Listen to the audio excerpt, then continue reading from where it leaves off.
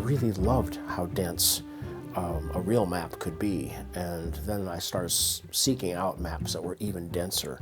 How much information can be crammed into this space, and what's the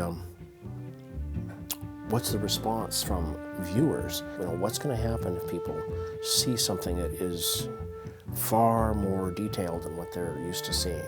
And literally on an afternoon in October of 1976, there was a gelation, and this little constellation occurred, and a bunch of things clicked, and all of a sudden I knew what my book format would be, what the reason for making books could be, and that it was a tremendous beginning that would evolve.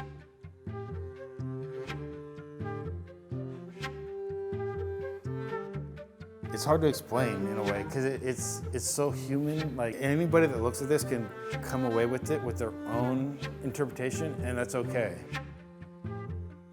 Yeah, this feels like something like uninterpreted, more like a discovery than it is a book. It really feels like a relic. Books are definitely meant to be read and shared. I would be curious if he wants that one-on-one relationship, because I do think like reproductions would have a different experience. I've always been interested in what we call visionary architecture, oddball visionary city planning, ideas of kind of the utopia that I was promised as a child in the 50s, and I am still waiting for that jetpack. I also am adult enough to know that if we had jetpacks, we'd be in serious, serious trouble.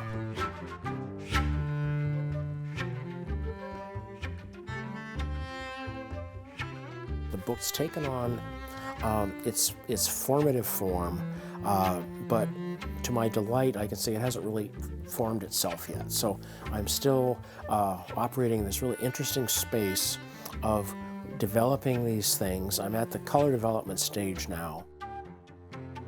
The excitement for me starts getting generated when I realize, oh yeah, this wasn't planned, and the magic starts to happen.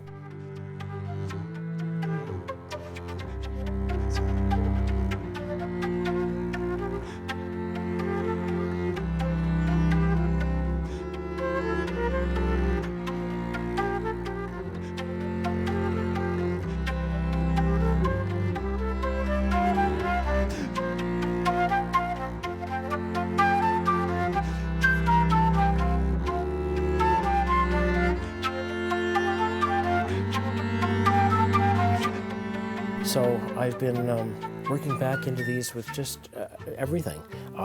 Colored pencil, watercolor, thin India ink, rubbing dry pigments.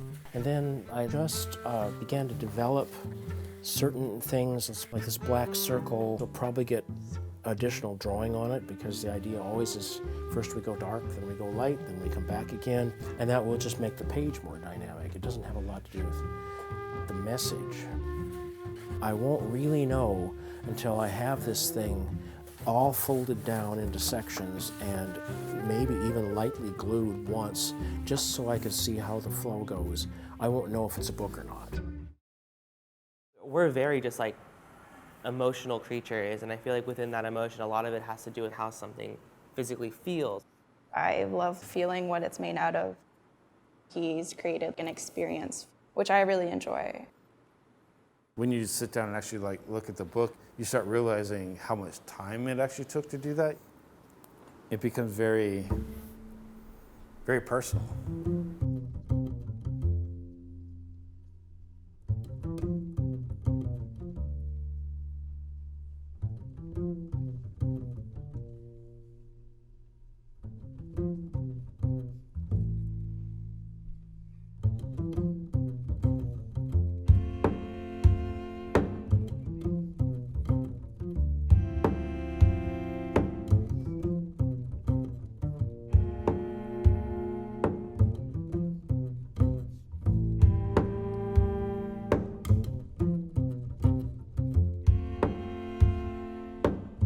I knew that bookbinding was something that was going to have to be learned, because I already kind of knew how to draw.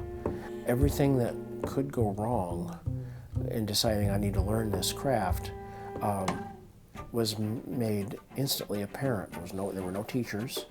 I couldn't find anybody to show me how to do this. I was still working around the hardware store, but I would take a bookbinding book, and between customers and when it was a slow afternoon, I would read these things. I would just read them and read them and read them. You know, so I ended up making things, which was a way to get the craft up so that eventually drawings and the binding would become, there would be some kind of fusion, some kind of merger. And it took about 5 years. And I was not quite sure the drawings were worthy of $200 worth of leather. It was a really big deal when I made my first full leather binding, covering my own work. It was a change, it was a sea change.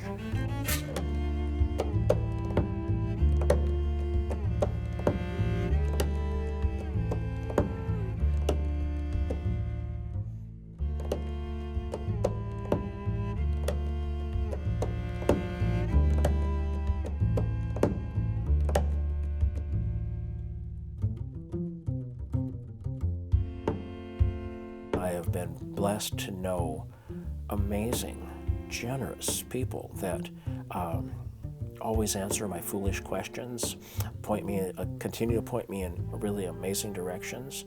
And I wouldn't have a career or a life without guys like Bob Jensen or Philip Smith or David Sellers or Daphne Beaumont Wright, or, you know, the list is big. All of these people were very enthusiastic, and they were supportive of what I was trying to do, even though none of us could define it.